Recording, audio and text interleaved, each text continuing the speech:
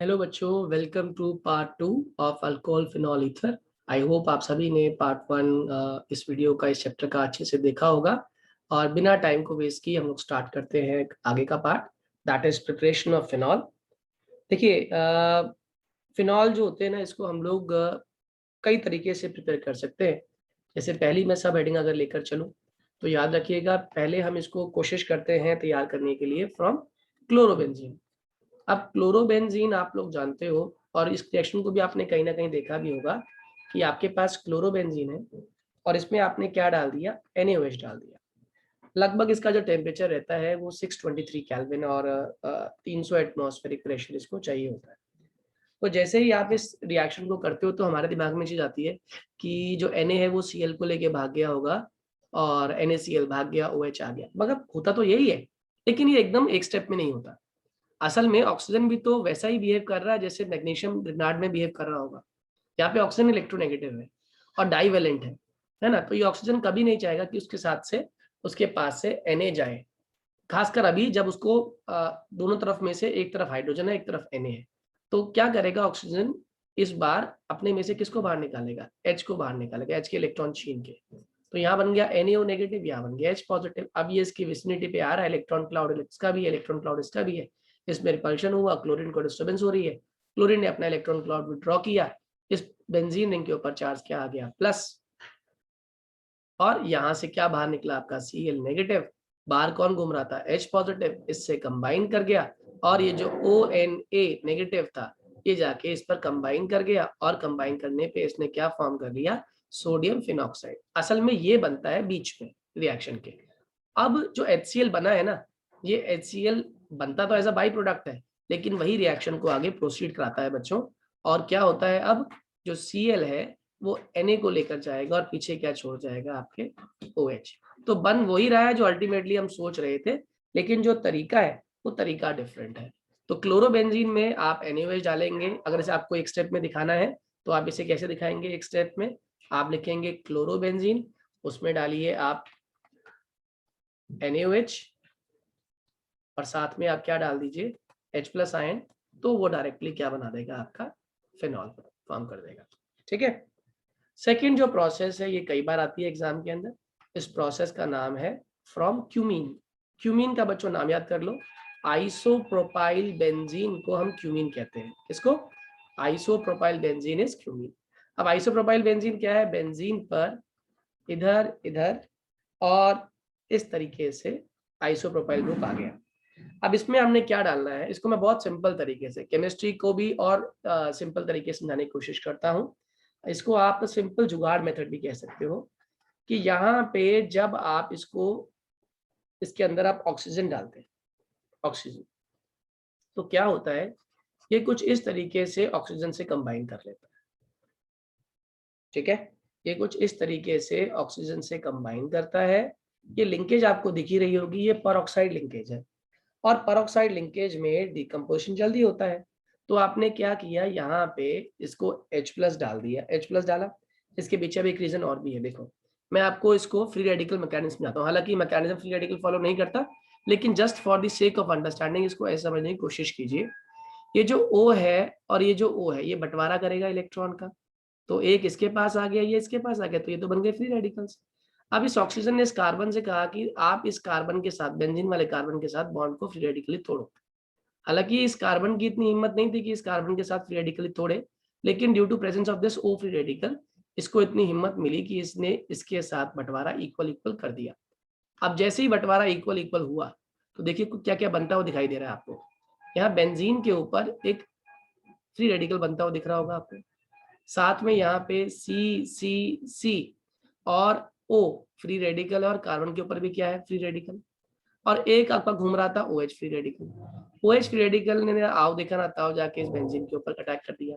तो ये तो तुरंत क्या बन गया, आपका फिनॉल बन गया। क्या लिख दिया आपने, फिनॉल। ये जो O फ्री रेडिकल है इसने क्या किया, इस कार्बन से कंबाइन कर लिया, और कंबाइन किया तो ये क्या बन गया, आपका कॉरेस्पॉन्डिंग कीटोन फॉर्म करके बैठ गया ये। तो यहाँ पे आपका जो कंपाउंड फॉर्म हो रहा है वो कंपाउंड कौन सा है, वो कंपाउंड याद रखिएगा फिनॉल बन गया, और साथ में कॉरेस्पॉन्डिंग आपका कीटोन। जनरली ये प्रोपेनॉन है, एसीटोन कहते हैं जिसको हम लोग कॉमन नेम। तो क्यूमीन की आपने जब ऑक्सीडेशन करी फॉलोड बाय उसको आपने हाइड्रोलाइसिस कर दिया एसिडिक मीडियम की प्रेजेंस में, तो उसने क्या फॉर्म कर लिया, आपका फिनॉल बना लिया। ठीक, अब और भी ऐसी कई सारी रिएक्शंस हैं जहां से आप फिनॉल की फॉर्मेशन कर सकते हो, जैसे बेंजीन सल्फोनिक आपको एसिड दे दिया जाए। तो बेसिकली बच्चों जहां पे ना कुछ गैस बनती हुई आपको दिखाई दे, वो रिएक्शन के काम को और आसान कर देती है। H2S2O7 आपको अगर दिखाई दे रहा है तो ध्यान दीजिएगा, इसके अंदर इसको हम लोग इसमें अगर वाटर ऐड कर दें तो ये वैसे है तो ओलियम, लेकिन इसमें हम वाटर ऐड कर दें तो फॉर्मूला बन जाएगा H4S2O8, जो जनरली क्या है, 2 मोल्स ऑफ H2SO4 ही तो है। तो ये बिल्कुल वैसे ही टूटता है जैसे आपका सल्फ्यूरिक एसिड टूटता है। तो यहाँ पे आपको मैंने सिखाया था हेलोल्केन्स एलोरेंस की वीडियो में कि जब एसिड टूटता है बेंजीन के रिस्पेक्ट में तो उसको ऐसे तोड़िएगा OH और रिमेनिंग पार्ट। तो H2SO4 में से अगर आप OH को हटाते हैं तो रिमेनिंग पार्ट होता है SO3H, क्योंकि जो OH है वो जिस पर्टिकुलर बेंजीन की पोजीशन पे जुड़ रहा है वहां से H को भी तो रिमूव करेगा। वो H OH से कंबाइन करके वाटर बना लेगा और उस जगह पे आगे कौन अटैक कर जाएगा, SO3H। ठीक है, इसमें आपने क्या डाल दिया, इसमें आपने डाल दिया NaOH।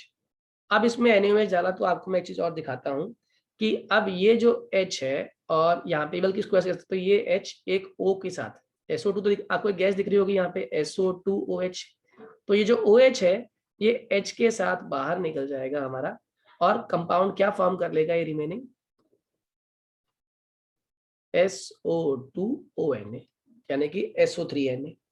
ठीक है, अब इसमें आपने क्या किया, इसको आप सिंपली इसमें आप NaOH डाल देते हैं इन प्रेजेंस ऑफ 623 केल्विन।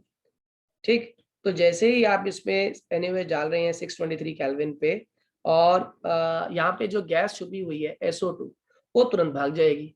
तुरंत जैसे गैस भागी तो पीछे क्या रह गया आपके पास, ONA रह गया, और इस ONA से आपको फिनॉल बनाना आता ही है। आप इसमें क्या डाल दीजिए H+, तो ये क्या फॉर्म कर लेगा, आपका कॉरस्पॉन्डिंग OH, बाकी ग्रुप आपका बाहर निकल जाएगा NaCl की फॉर्म में। बेसिकली जो H+ है ना, ये आपका डाइल्यूट HCl से ही आया है। तो ये हमारा कॉरस्पॉन्डिंग फिनॉल फॉर्म करने का तरीका है। तो कोई आपसे पूछे how will you convert benzene into phenol, तो ये आपके पास n नंबर ऑफ मेथड्स हैं। पहले बेंजीन से क्लोरोबेंजीन बना लो, NaOH डाल दो इन प्रेजेंस ऑफ H+ तब भी बन जाएगा, या फिर बेंजीन में आप पहले डालिए ओलियम, जिसके अंदर आप ओलियम डालेंगे तो SO3H बन जाएगा, followed by NaOH in presence of dilute HCl, phenol बन जाएगा। अब एक रिएक्शन जो आपने डाईएजोडाइजेशन में भी पढ़ी थी डाइएजोनियम सॉल्ट से, वो आप लोग याद कर लेंगे। फ्रॉम डाइएजोनियम सॉल्ट कैसे बनता है, क्यों बनता है, ये समझ लीजिए। फ्रॉम डाइएजोनियम सॉल्ट आपने लिया क्या, आपने लिया पहले एनिलीन। एनिलीन के अंदर आपने डाल दिया NaNO2 in presence of HCl। तो आप जानते हैं NaNO2 in presence of HCl क्या फॉर्म कर जाएगा हमारा, ये फॉर्म कर जाएगा N ट्रिपल बॉन्ड NCl। ठीक है ना, benzene diazonium halide, highly unstable है ना, क्वार्टनरी सॉल्ट है, डिकम्पोज जल्दी हो जाता है। तो हमने क्या किया, इसके अंदर अब राइट टाइम है कि अगर मैं इसके अंदर H2SO4 बेसिकली डाल दूं इसके अंदर, तो क्या होगा, यहाँ से कौन कौन सी गैसेस बाहर निकल जाएंगी।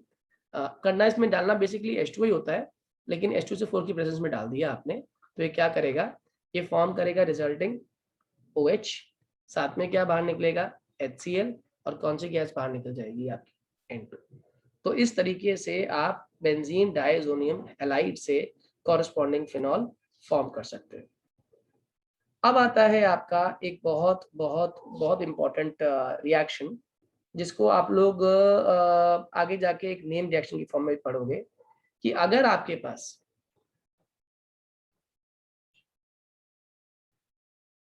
जो हम प्रोसेस पढ़ रहे थे ना ऊपर, मैं आपको एक चीज और समझा देता हूँ। ये क्लोरोबेंजीन से जो आपने फिनॉल बनाया था, इस रिएक्शन को ऊपर पूरा जो 623 केल्विन से पूरी कहानी लिखी है, इसको आप लोग एक और नाम से भी जानते हो, डाउस प्रोसेस। तो अगर आपसे डाउस प्रोसेस पूछा तो भी आपसे वो यही पूछता है कि क्लोरोबेंजीन को आप किस तरीके से फिनॉल में कन्वर्ट करते हैं। ठीक है, तो ये आपकी एक बेसिक सिंपल सा कंसेप्ट आपने डिफरेंट तरीके से फिनॉल फॉर्मेशन कर ली।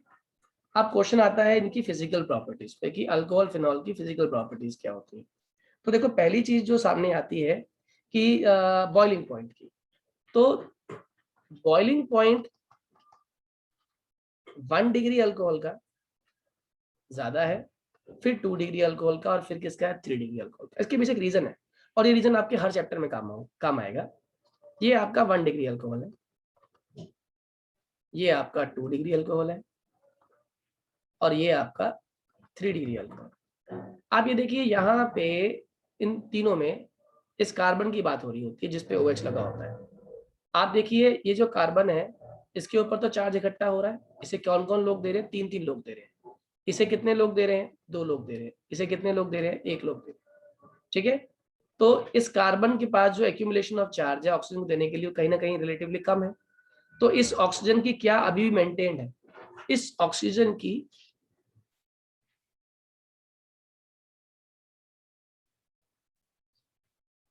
फिर से रिपीट करता हूं, जैसे हम 1 डिग्री अल्कोहल की बात कर रहे हैं, तो इस 1 डिग्री अल्कोहल में इस मिथाइल ने इस कार्बन के साथ प्लस आई इफेक्ट की वजह से चार्ज एक्यूमुलेट किया इसके पास, और इस कार्बन को इस ऑक्सीजन ने इस कार्बन के इलेक्ट्रॉन क्लाउड को इस ऑक्सीजन ने विड्रॉ किया। तो ऑब्वियस सी बात है कि इस ऑक्सीजन के पास जो खींचने के लिए इलेक्ट्रॉन क्लाउड अवेलेबल है वो थोड़ा कम है। जबकि यहाँ देखें तो यहाँ से भी कार्बन को सपोर्ट मिल रही है और यहाँ से भी सपोर्ट मिल रही है, कार्बन के पास इलेक्ट्रॉन डेंसिटी बढ़ रही है, तो ऑक्सीजन के पास ऑक्सीजन के चांसेस इलेक्ट्रॉन को अपनी तरफ विड्रॉ करने के बढ़ जाएंगे। और जितने चांसेस बढ़ जाएंगे उतनी बात याद रखिएगा कि ऑक्सीजन को अब इंटरेस्ट कम होगा बाहर वाले पानी के H+ से कंबाइन करने के लिए। ये जो मैं बात कह रहा हूँ ना उसको ध्यान से समझना। ये जो कंसेप्ट है कि किसी भी इलेक्ट्रोनेगेटिव एलिमेंट का ध्यान क्या होना चाहिए, किसी भी इलेक्ट्रोनेगेटिव एलिमेंट का ध्यान होना चाहिए वाटर में प्रेजेंट H+ आयन से कंबाइन करना, जिसको हम लोग हाइड्रोजन बॉन्डिंग के नाम से जानते हैं। कौन सा वाला ऑक्सीजन यहाँ पर ज्यादा भूखा आपको दिखाई दे रहा है, जिसकी भूख कम शांत हो रही हो? किसकी भूख कम शांत हो रही है? आप देखिए यहाँ पे देने वाले ग्रुप्स जो हैं जो ऑक्सीजन की भूख शांत कर रहे हैं कम है, यहाँ पे थोड़े ज्यादा हो गए, और यहाँ पे भूख शांत करने वाले ग्रुप तो 3 आ गए। तो ये 3 ग्रुप मिलके इस ऑक्सीजन की भूख को बहुत शांत कर देंगे। और अगर ऑक्सीजन की भूख शांत हो गई तो ऑब्वियस सी बात है ऑक्सीजन की इलेक्ट्रोनेगेटिविटी कम हो गई, और अगर इलेक्ट्रोनेगेटिविटी कम हो गई तो ये वाटर के H+ से कंबाइन करने के चांसेस कम रखेगा। तो आप लोग याद रखिएगा इस केस में जो ऑर्डर निकल के आएगा बॉइलिंग पॉइंट का 1 डिग्री का मैक्सिमम, फिर 2 डिग्री का, और लास्ट किसका होगा 3 डिग्री का। ये बहुत इंपॉर्टेंट रीजन है, और उसका आंसर ध्यान रखिएगा। आपके आंसर में क्या कीवर्ड होगा जो बोर्ड के एग्जाम में आप लिख कर आओगे? That is due to tendency to form intermolecular hydrogen bonding which depends upon the electronegativity of oxygen. जिस केस में ऑक्सीजन ज्यादा इलेक्ट्रोनेगेटिव होगा उस केस में हाइड्रोजन बॉन्डिंग बढ़िया बनेगी, और उस केस में कंपाउंड आपका ज्यादा स्टेबल होगा। Am I clear? इसके तुरंत बाद आता है आपका chemical reaction of alcohol and phenol. इसमें आप लोग याद रखिएगा कि जब हम ईज ऑफ क्लीवेज की बात करते हैं या बॉन्ड टूटने की बात करते हैं, तो बॉन्ड टूटना, बॉन्ड क्लीवेज का कंसेप्ट समझ लीजिए। जो ईज है, जो डिग्री है, वो याद रखिएगा। सबसे पहले जो बॉन्ड तोड़ने को तैयार है वो फिनॉल। फिर कौन तोड़ेगा? आपका 1 डिग्री अल्कोहल। फिर कौन तोड़ेगा बॉन्ड? आपका 2 डिग्री अल्कोहल। और फिर तोड़ेगा आपका बॉन्ड 3 डिग्री अल्कोहल। कारण क्या होता है बच्चों? कारण इसके पीछे होता है इनका एसिडिक करेक्टर। कौन अच्छा एसिड है इनमें से वो डिसाइड करता है कि बॉन्ड तोड़ना आसान है। बॉन्ड किसका टूट रहा होता है? H को बाहर निकालना होता है, बेसिकली H+ को। तो कौन अपने में से H+ जल्दी निकालेगा ये डिसाइड करता है कि कितना एसिडिक कंपाउंड है। अब एसिडिटी कैसे चेक करते हैं ये हमारा नेक्स्ट टॉपिक है। मैं आपको एक बहुत सिंपल तरीके से एसिडिटी समझाने की कोशिश करता हूँ। देखिए आपके पास वाटर है और आपके पास मिथेनॉल है, ठीक है।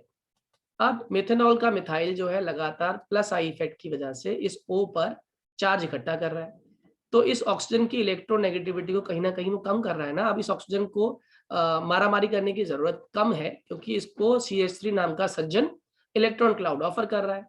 तो अगर ऑक्सीजन की इलेक्ट्रोनेगेटिविटी कम है तो हाइड्रोजन के साथ बॉन्ड फॉर्म करने की टेंडेंसी इसकी कम होगी। तो अगर इसकी बॉन्ड फॉर्म करने की टेंडेंसी कम है तो ऑब्वियस सी बात है इसका अगर हम बॉइलिंग पॉइंट देखें तो बॉइलिंग पॉइंट में वेरिएशन आएगी। दूसरी बात यहाँ पे आप नोटिस करो कि इस CH3 ने अगर इस O ने इसके H के इलेक्ट्रॉन छीन भी लिए, इसने H के इलेक्ट्रॉन छीन लिए, तो यहाँ पर क्या हो गया? CH3O नेगेटिव बन गया, चार्ज एक्यूमुलेट हो रहा है ना।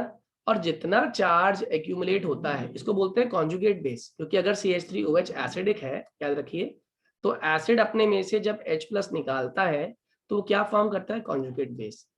तो ध्यान रखिएगा, एक strong acid should have week conjugate base. और वीक कॉन्जुगेट बेस का क्या मतलब है, वीक कॉन्जुगेट बेस का मतलब होता है जिस पर चार्ज की एक्यूमुलेशन सबसे कम हो। लेकिन यहाँ तो आप क्या देख रहे हो, यहाँ पे तो चार्ज की एक्यूमुलेशन बढ़िया वाली हो रही है, यानी कि ये जो कॉन्जुगेट बेस बन रहा है, ये कॉन्जुगेट बेस तो स्ट्रॉन्ग है। तो अगर ये कॉन्जुगेट बेस स्ट्रॉन्ग है तो ऑब्वियस सी बात है जो एसिड रहा होगा वो एसिड आपका वीक होगा। ठीक है, तो आपसे किसी ने पूछा, बताइए out of alcohol and water which one is more acidic. अब इसका आंसर भी आप लोग समझ गए होंगे, अल्कोहल और वाटर में से एसिडिक वही होगा जिसके ऑक्सीजन की इलेक्ट्रोनेगेटिविटी अभी भी मेंटेन होगी। बताइए H2O के अंदर और CH3OH के अंदर किसको बैठे बिठाए खाना मिल रहा है, इस वाले ऑक्सीजन को, मुझे लगता है CH3 वाले ऑक्सीजन को CH3 खाना खिला रहा है, तो इस ऑक्सीजन की इलेक्ट्रोनेगेटिविटी कम हो गई है।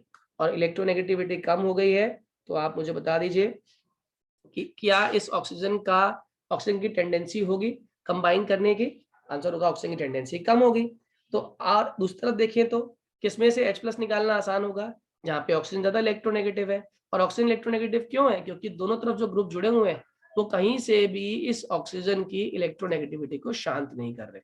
तो H2O जल्दी से अपने में से क्या करेगा, ये H+ को बाहर निकाल देगा, OH- फॉर्म कर लेगा, और OH- जो होता है ये अपने आप में एक कॉन्जुगेट बेस है, जबकि CH3OH- में ये कहानी थोड़ी सी डिफिकल्ट हो जाती है, क्योंकि ऑक्सीजन की इलेक्ट्रोनेगेटिविटी की टेंडेंसी कम हो गई है, क्योंकि उसको CH3+ आई इफेक्ट वजह से स्टेबल कर रहा है।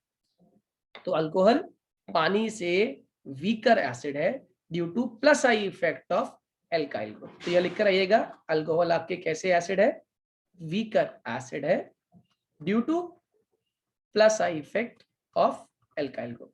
जितने एल्काइल ग्रुप जुड़े होंगे वो एसिडिक कैरेक्टर को कम कर देंगे due two plus I effect of alkyl group. ये इसका सार है, इसकी इंपॉर्टेंस है।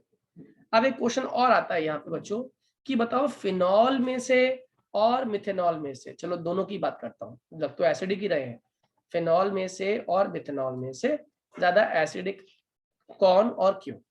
तो याद रखिएगा, फिनॉल और मिथेनॉल में से जो ज्यादा एसिडिक होता है वो होता है आपका फिनॉल। और ये क्यों होता है ये समझ लीजिए। देखो एसिड वो जो अपने में से H+ निकाले, आपको सर ये तो बहुत आसानी से अपने में से H+ निकालेगा, फिनॉक्साइड आयन बनाएगा, और ये अपने में से H+ निकालेगा तो ये एल्कोक्साइड बेसिकली मेथॉक्साइड आयन बना रहा है।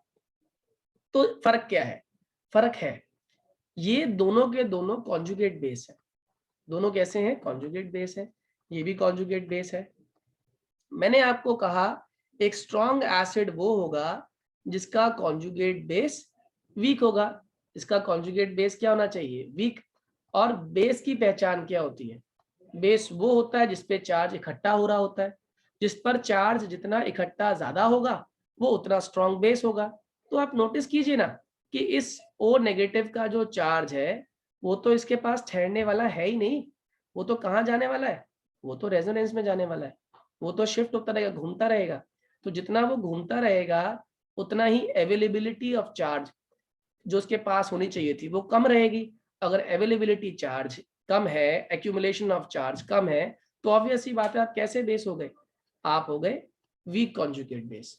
और इस केस में क्या है, अवेलेबिलिटी ऑफ चार्ज आपके ऊपर ज्यादा है, कोई रेजोनेंस नहीं हो रही, नो रेजोनेंस, नो कॉन्जुगेशन, कुछ भी नहीं हो रहा। अगर कुछ भी नहीं हो रहा तो चार्ज एक्यूमुलेट हुआ है, चार्ज पूरी तरीके से इकट्ठा हुआ है।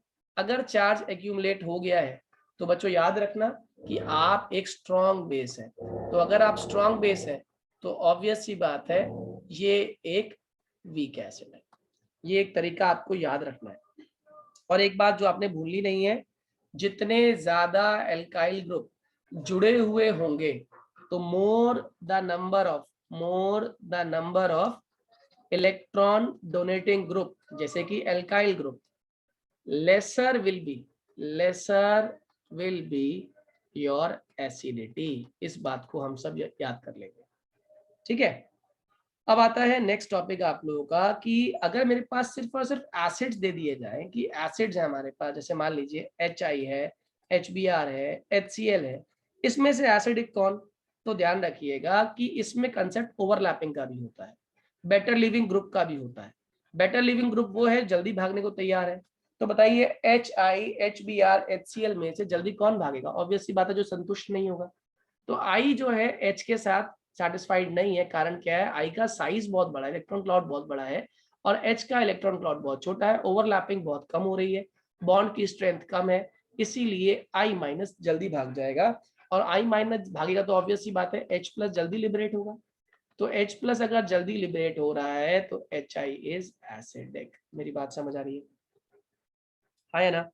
तो बॉन्ड ऑफ क्लीवेज, जो क्लीवेज का हम ईज कह रहे हैं, तो क्लीवेज के ईज के हिसाब से सबसे जल्दी जो बॉन्ड टूटेगा वो HI का, फिर HBr का, और फिर HCl का। मेरी बात समझ आ रही है?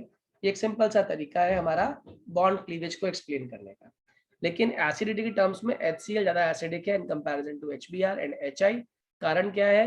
Cl पूरी तरीके से H प्लस के इलेक्ट्रॉन को जल्दी विड्रॉ कर लेता है बिकॉज ऑफ इट्स इलेक्ट्रोनेगेटिविटी। लेकिन बेटर लिविंग ग्रुप कौन सा है? क्लीवेज जो कम कर रहा है, वो क्लीव जल्दी कर रहा है, इसका मतलब ओवरलैपिंग जो मिनिमम कर रहा है वो है I। इलेक्ट्रॉन क्लाउड H के को पूरी तरीके से कौन खींच पा रहा है? क्लोरीन खींच पा रहा है। इसका मतलब क्लोरीन की इलेक्ट्रोनेगेटिविटी ज्यादा है, इसीलिए वो H को जो बाहर निकालेगा वो पूरी तरीके से उसमें से सब कुछ खींच के H प्लस को पूरा H प्लस बनाकर बाहर छोड़ेगा, इसीलिए वो एक स्ट्रॉन्ग एसिड होता है। आगे की बात करते हैं हम लोग, सेकेंड मैकेनिज्म पे हम आ गए हैं। जो फर्स्ट मैकेनिज्म था उसमें हमने पढ़ा था फ्रॉम एल्कीन टू अल्कोहल। अब हम पढ़ने वाले हैं नेक्स्ट मैकेनिज्म में from alcohol to alkene. Alcohol to alkene again 3 mark का हमारा मैकेनिज्म है, 3 मार्क, ठीक है। अल्कोहल से आप एल्कीन कैसे फॉर्म करते हैं? तो आपने क्या किया, पहला स्टेप तो वही है, प्रोटोनेशन कर दीजिए। तो आपने लिया क्या? आपने एक अल्कोहल ले लिया, मान लीजिए ये अल्कोहल है आपका इथेनॉल। इसमें आपने क्या डाल दिया? इसमें आपने H प्लस डाल दिया। H प्लस जाके इस O पर बैठ गया और इसने क्या फॉर्म कर लिया? CH3 CH2O, इधर H इधर H, और इस पर चार्ज क्या आ गया? प्लस, ठीक है। अब यहाँ पर नोटिस कीजिए कि ये जो O है, ये तो इसके पास तो ऑप्शन है बाहर निकलने की, और ऑप्शन क्यों है? क्योंकि ये एक स्टेबल मॉलिक्यूल फॉर्म कर सकता है, और वो स्टेबल मॉलिक्यूल कौन सा है? वाटर। तो इसने क्या किया? ऑक्सीजन ने कार्बन से बॉन्ड तोड़ लिया। जैसे ही इसने कार्बन से बॉन्ड तोड़ा, जो कि स्लो स्टेप है, यहाँ पर क्या बन गया आपका? कार्बोकैटायन, रेडिटरमाइनिंग स्टेप, और यहाँ से वाटर आपका बाहर निकल गया। जैसे यहाँ से वाटर बाहर निकल गया, ये कार्बोकैटायन बन गया। और ये आपने पढ़ा भी था हेलो एल्केन्स हेलो एरीन्स में, SN1 मैकेनिज्म में, कि जो थर्ड स्टेप है उसमें ये कार्बोकैटायन अपने आप को स्टेबल करना जानता है। इसको ऐसे समझिएगा, ये कार्बोकैटायन अपने आप को स्टेबल करना जानता है। ये किससे हेल्प मांगेगा? ये कार्बन से हेल्प मांगेगा। और ये कार्बन से हेल्प कैसे मांगेगा? ये कार्बन इस हाइड्रोजन के इलेक्ट्रॉन छीन लेगा। जैसे ये हाइड्रोजन के इलेक्ट्रॉन छीनेगा बच्चों, तो ये इलेक्ट्रॉन्स को बीच में ऑफर कर देगा यहाँ पर, और ये बना लेगा CH2 डबल बॉन्ड CH2। और यहाँ से जो H प्लस बाहर निकलेगा, मीडियम कौन है हमारा? वाटर। वो वाटर पे दोबारा से कंबाइन करके क्या फॉर्म कर लेगा? H3O positive. 3 सिंपल स्टेप, जिन स्टेप्स में आप क्या कर रहे हैं? आप अल्कोहल से एल्कीन फॉर्म कर रहे हैं। इस कंसेप्ट को आप याद रखिएगा। अब कुछ बेसिक बातें हैं जो हमें दिमाग में रखनी है। जैसे मैं आपको पहले बता ही चुका था, एक थी आपकी एसेंट सीरीज और एक थी आपकी डिसेंट सीरीज। अगर मेरे पास 1 डिग्री अल्कोहल है, 2 डिग्री अल्कोहल है, 3 डिग्री अल्कोहल है, तो मुझे एक रिएजेंट ऐसा है जो मेरे को बहुत सारे काम करने वाला है, आप लोग याद कर लेना। हालांकि इस रिएजेंट से बनने वाले कंपाउंड की यील्ड बहुत अच्छी नहीं होती, मतलब अमाउंट ऑफ प्रोडक्शन बहुत स्ट्रांग नहीं होता। जैसे 1 डिग्री अल्कोहल में कॉपर डाल दें तो ये फॉर्म कर लेता है आपका CH3CHO, क्योंकि आप कर क्या रहे हो? बेसिकली आप ऑक्सीडेशन कर रहे हो इसकी हेल्प से। तो 1 डिग्री अल्कोहल ऑक्सीडेशन पे एल्डिहाइड फॉर्म करता है, 2 डिग्री अल्कोहल ऑक्सीडेशन पे कीटोन फॉर्म करता है, और 3 डिग्री अल्कोहल, ये इंपॉर्टेंट है, ऑक्सीडेशन पे एल्कीन फॉर्म करता है, और इस केस में वाटर निकलता है, जबकि इस केस में आपकी हाइड्रोजन बाहर निकलती है, ठीक है। अब कुछ ऐसी प्रोसेसेस भी हैं जो प्रोसेस आपको एक माइंड मैप से मैं आपको समझाने की कोशिश करता हूँ, वो ध्यान दीजिएगा, वो तुरंत आपको डिवाइस कराने में हेल्प करेगी। ले लीजिए, मैंने फिनॉल ले लिया जैसे, ठीक है। अब फिनॉल पे OH मौजूद है और OH आप जानते हैं इलेक्ट्रॉन डोनेटिंग ग्रुप है। अगर इलेक्ट्रॉन डोनेटिंग ग्रुप है तो ये आने वाले को ऑर्थो पैरा ऑर्थो पर इनवाइट करेगा, बस यही बात आपको याद रखनी है। तो सबसे पहले मैंने इसकी नाइट्रेशन कर दी। क्या कर दी? नाइट्रेशन।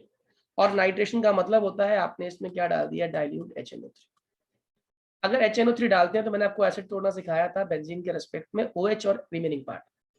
तो यहाँ पे जो आपका OH बैठा हुआ है वो तो बैठा ही हुआ है, HNO3 टूटा OH और NO2 में, और OH जो निकलेगा वो ऑर्थो और पैरा वाली पोजीशन पे जो H है उसके साथ कंबाइन करके वाटर फॉर्म कर लेगा, और उन पोजीशंस पे कौन आ जाएगा? आपका NO2। एक आएगा आपका ऑर्थो नाइट्रोफिनॉल और एक बच जाएगा आपका पैरा नाइट्रोफिनॉल। बहुत सिंपल कंसेप्ट, ठीक है। इसी क्वेश्चन के अंदर अगर आपने कहा कि नहीं मैं तो HNO3 डालूंगा, लेकिन मैं डालूंगा इस बार कॉन्सेंट्रेटेड, मैंने कहा ठीक है डालो कॉन्सेंट्रेटेड एसिड। कॉन्सेंट्रेटेड आपने HNO3 डाल दिया इन प्रेजेंस ऑफ H2SO। तो इस केस में ये एक ही साथ तीनों पोजीशंस पे अटैक कर देगा, ऑर्थो पर भी आ जाएगा, पैरा पर भी आ जाएगा, और ये जो कंपाउंड फॉर्म करता है इसको हम लोग एक नाम से जानते हैं बच्चों, पिक्रिक एसिड 2,4,6 ट्राइनाइट्रोफिनॉल। 2,4,6 ट्राइनाइट्रोफिनॉल, ठीक है। अब नेक्स्ट जो है हमारा, ये इसके बाद क्या आता है, इसी फिनॉल के अंदर आप क्या डाल दीजिए, इसी फिनॉल में आप डाल दीजिए CH3Cl। अगर आपने CH3Cl डाल दिया in presence of anhydrous AlCl3, तो याद रखिएगा ये कौन सी रिएक्शन है? ये फ्रीडल क्राफ्ट एल्काइलेशन है ना, क्योंकि आप क्या ऐड कर रहे हो? आप एल्काइल ग्रुप ऐड कर रहे हो। तो OH एज इट इज रहेगा, और आपकी ऑर्थो पे एक बार CH3 आ जाएगा, और आपके पैरा पर एक बार CH3 आ जाएगा, ठीक है। This is Friedel craft alkylation. और यही चीज एसाइलेशन में आप क्या डाल देते थे? CH3COCl। कहानी वही है एनहाइड्रस AlCl3 की प्रेजेंस में। तो यहाँ पे फिनॉल के अंदर OH तो वहीं रहेगा, बस यहाँ पे COCH3 आ जाएगा ऑर्थो पर, और COCH3 आ जाएगा आपके पैरा पर, ठीक है। ये बहुत सिंपल रिएक्शंस हैं जो हम इस माइंड मैप की हेल्प से कर सकते हैं। अब मैं इस माइंड मैप की हेल्प से आपको दो और मेजर रिएक्शंस कराता हूँ, जिसमें से एक का नाम है रीमर टीमन, जो आप बहुत कई जगह पढ़ेंगे भी, और उसी की हेल्प से मैं आपको एक काम और करना सिखाऊंगा। अभी पहले आप सीखिए रीमर टीमन। रीमर टीमन में करते क्या है, हम लोग फिनॉल लेते हैं और फिनॉल में हम डालते हैं क्लोरोफॉर्म, ठीक है। क्लोरोफॉर्म डाला, साथ में इसमें एज अ रिएजेंट आप NaOH डाल देते हैं। तो आप याद रखिएगा क्लोरोफॉर्म डाल रहे हो, OH यही रहेगा, CHCl3 लेकर आ रहा है, तो उसमें से एक Cl ने H को लिया और बाहर निकल गया, और यहाँ क्या बन गया आपका CHCl2। अब आपने प्लानिंग के साथ इसमें डाला 2 मोल्स ऑफ NaOH। ये 2 मोल्स ऑफ NaOH का काम भी आपको समझ आ गया होगा कि जो दो H हैं वो दोनों Cl को लेके बाहर निकलेंगे, यानी कि 2HCl बाहर निकल जाएगा, और यहाँ पर ये फॉर्म करेगा OH, और यहाँ बन जाएगा CH और ONA ऊपर और ONA नीचे, इस तरीके से कंपाउंड फॉर्म करेगा। और लास्ट स्टेप में, सेकेंड लास्ट स्टेप बेसिकली, इसमें आप क्या कर देते हैं, आप इसी रिएक्शन को करने के लिए इसी कंपाउंड में आप यहाँ से बाहर निकाल रहे हैं, ONA बाहर निकला,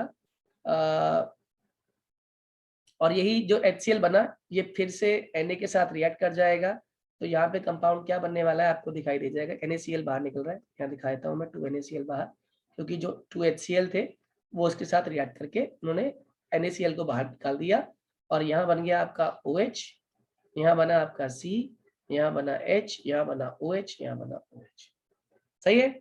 अब यहाँ पर मुझे एक सिंपल सा कंसेप्ट समझ आ रहा है कि ये जो OH है इसने बॉन्ड विड्रॉ किया नेगेटिव, तो ये वाला O इस H के इलेक्ट्रॉन छीन कर इस कार्बन को प्रोवाइड करे, क्योंकि जैसे ही O ने बॉन्ड विड्रॉ किया था कार्बोकैटायन बन गया था, इस कार्बोकैटायन ने O से हेल्प मांगी, तो O ने H के इलेक्ट्रॉन छीन के वो इलेक्ट्रॉन यहाँ डाल दिए। बताओ कंपाउंड क्या बन गया? ये बन गया फिनॉल, और ये बन गया C, H इसके ऊपर चल ही रहा है, और इस ऑक्सीजन के साथ बन गया डबल बॉन्ड। इस कंपाउंड को बच्चों हम लोग बोलते हैं सैलिसैल्डिहाइड। क्या बोलते हैं इसको? सैलिसैल्डिहाइड। और ये पूरी प्रोसेस आपकी कहलाती है रीमर टीमर रिएक्शन, बोर्ड की सबसे ज्यादा पूछे जाने वाली रिएक्शंस। इस रिएक्शन को बहुत थॉरोली आप लोग कर लेना। एक रिएक्शन और करके मैं इस पार्ट को एंड करूंगा। इसमें हम पढ़ेंगे कॉल्ब्स रिएक्शन। हालांकि ये रिएक्शन आपने 11th में भी पढ़ी है, लेकिन यहाँ पे थोड़ा सा डिफरेंस ये पढ़ेंगे आप कॉल्ब्स में कि आप जब सोडियम फिनॉक्साइड आप लेके चलते हैं, दैट इज बेंजीन पर ONA, तो सोडियम फिनॉक्साइड में जब आप CO2 ऐड कर देते हैं तो लगभग टेम्परेचर इसका रहता है 380 से 400 केल्विन के बीच में इसका टेम्परेचर रहता है, और प्रेशर लगभग आपका वही 3 से 7 एटमॉस्फेरिक प्रेशर इसके अंदर चाहिए हमें। तो ये क्या करता है कि आप इसके अंदर जैसे ही इतना प्रेशर और CO2 पास करते हैं, ये एक किस्म का रीअरेंज्ड कंपाउंड फॉर्म कर लेता है, जिसको हम लोग क्या नाम दे रहे हैं? OH। और यहाँ पर ये CO2 जाके रीअरेंज हुई तो Na ऊपर से नीचे आया, because O is more electronegative, और ये वाला C तो OO था, C double bond O is like this, ठीक है ना।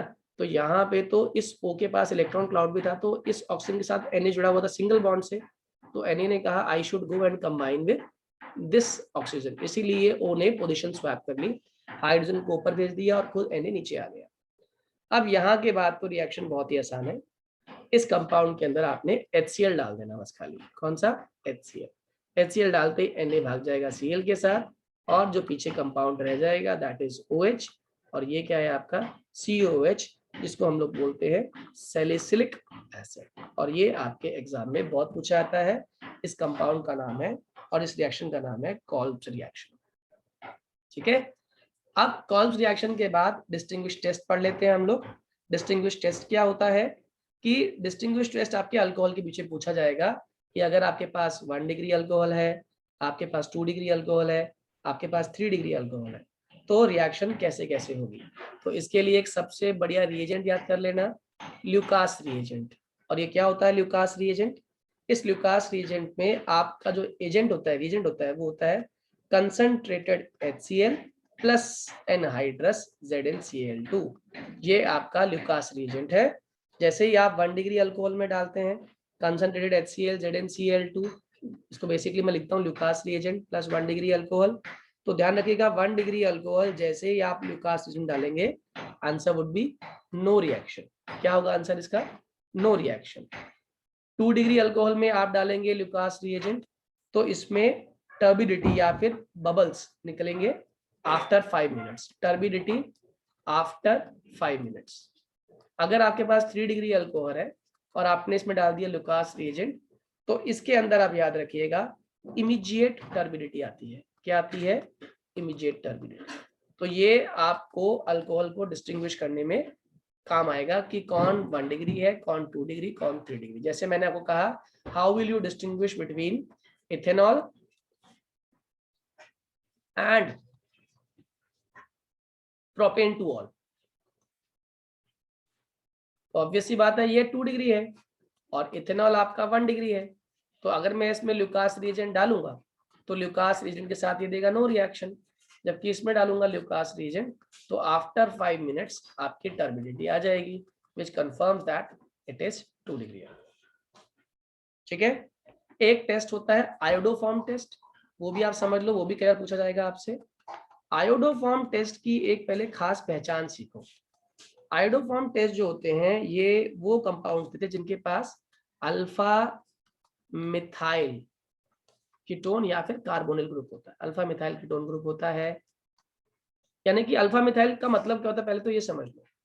जैसे मान लो आपके पास एक कंपाउंड है CH3CH2OH, अब जिस कार्बन पर OH लगा हुआ है चेक करो उसका पड़ोसी कौन?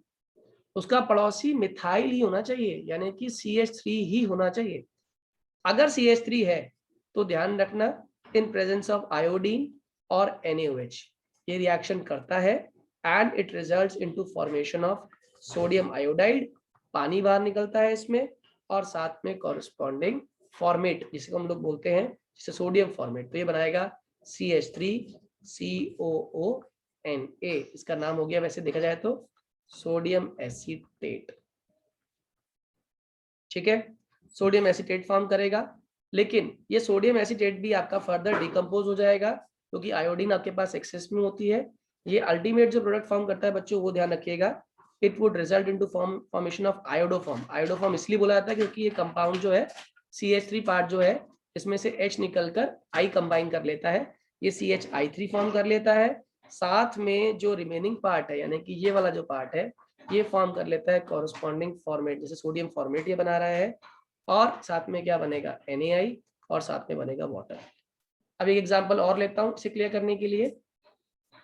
मान लीजिए मेरे पास जो कंपाउंड है वो कंपाउंड है CC, और इस वाले कार्बन के पास OH, और फिर CC और OH। आपसे पूछा गया इसमें से फर्स्ट और सेकंड में से कौन टेस्ट देगा, तो आंसर है ये आयोडोफॉर्म टेस्ट नहीं देगा, ये टेस्ट नहीं देगा। क्यों? क्योंकि जो कार्बन है इसका अगला कार्बन जो है ना वो अल्फा मिथाइल ग्रुप नहीं है, वो CH2 है, दिस इज CH2, और आपके पास क्या होना जरूरी है, अल्फा मिथाइल ग्रुप। तो इसीलिए अगर हम बात करें तो यहाँ पर जिस कार्बन पर OH है उसका नेक्स्ट कार्बन जो है that would be CH3 CH2OH, और ये आपका अल्फा मिथाइल ग्रुप होने की वजह से ये रिएक्शन आसानी से हो पाएगी। Am I clear to all? This is your iodoform test. I hope ये कंसेप्ट सभी को समझ आ गया होगा। ठीक है, तो हम लोग इतना अच्छे से एक बार रिवाइज कर लेते हैं, और नेक्स्ट वीडियो में इसके आगे I will share with you. Take care बच्चों, गॉड ब्लेस।